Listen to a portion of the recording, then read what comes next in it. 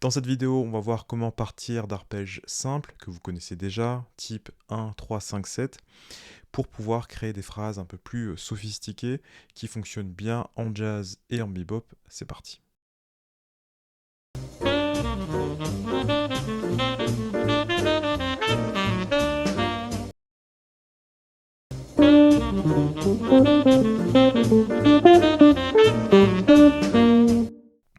Donc le plan du jour, c'est une version de Sonystit sur le standard It Could Happen to You, donc super version que je vous invite à découvrir avec énormément de vocabulaire, hein. On pourrait faire plein de vidéos juste à partir de ce solo. Et à partir de ce solo, ce qu'on va faire, c'est qu'on va jouer, analyser, mais surtout on va en extraire trois petites stratégies, trois petites règles en tous les cas, que vous allez pouvoir réutiliser sur des 2-5-1, mais sur d'autres cadences. Et ça va vous permettre en fait de rendre les arpèges beaucoup plus intéressants. Et vous allez voir que vous avez besoin juste de ça pour vraiment pouvoir improviser dans le style jazz. Mais juste avant, eh bien, vous pouvez récupérer le PDF de cette phrase et le lien se trouvera en description de la vidéo dans la partie ressources offertes. Donc je vais commencer déjà par vous rejouer la phrase lentement. 3, 4.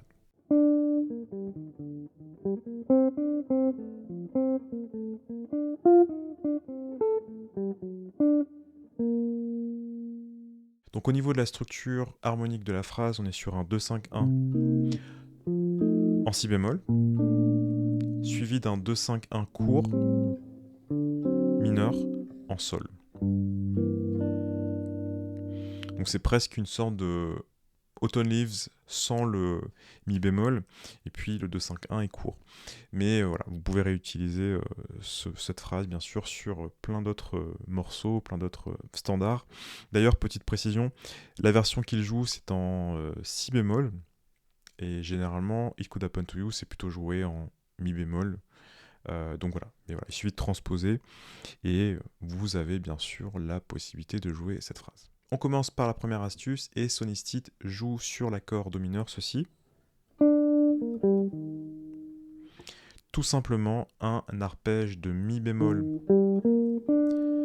majeur 7 sur ce do mineur. Donc il commence sur la 9e du do, et puis il joue tout simplement l'arpège avec ce triolet descendant. Donc ça fonctionne vraiment très bien, hein. Parfois les choses les plus simples fonctionnent le mieux. Et c'est vraiment un exemple parfait d'une substitution un peu bateau, hein, dont on parle toujours, mais qu'est-ce que ça fonctionne bien, qu'est-ce que ça sonne bien surtout. Je vous invite vraiment à écouter l'enregistrement, il y a un côté un peu aérien quand il joue euh, les triolets. Et donc voilà. Une première astuce, très simple, vous pouvez la réutiliser sur les accords mineurs et ça va fonctionner. On passe au deuxième passage de la phrase, à savoir sur le Fa 7.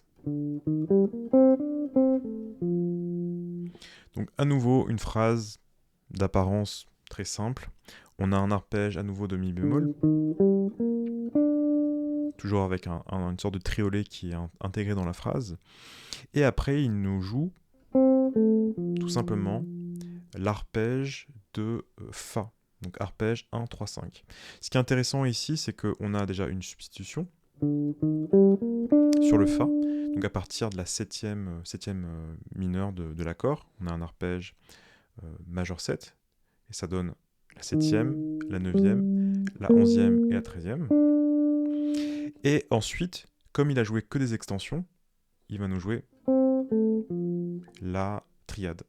Et donc c'est vraiment ce mélange de arpège ascendant avec les extensions et cette triade descendante avec juste 5, 3, 1 qui donne cette couleur et ça donne cet effet assez sophistiqué. Pourtant, les choix de notes sont vraiment très simples et ça fonctionne super.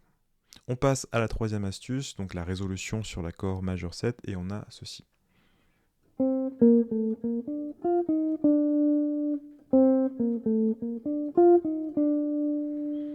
Donc à nouveau, quelque chose de très très simple, on a la 9e, la tonique 7e, répétition de la tonique, et puis on joue tierce et quinte.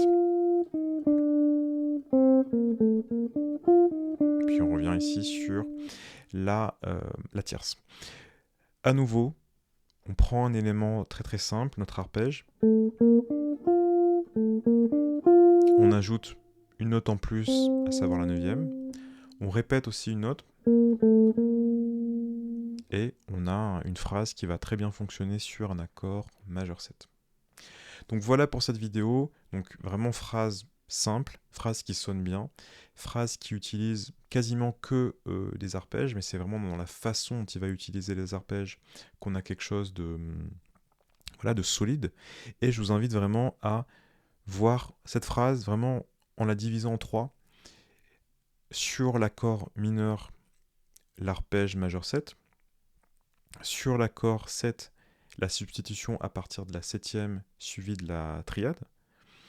Et enfin, l'intégration de la 9e avec l'arpège sur l'accord 1.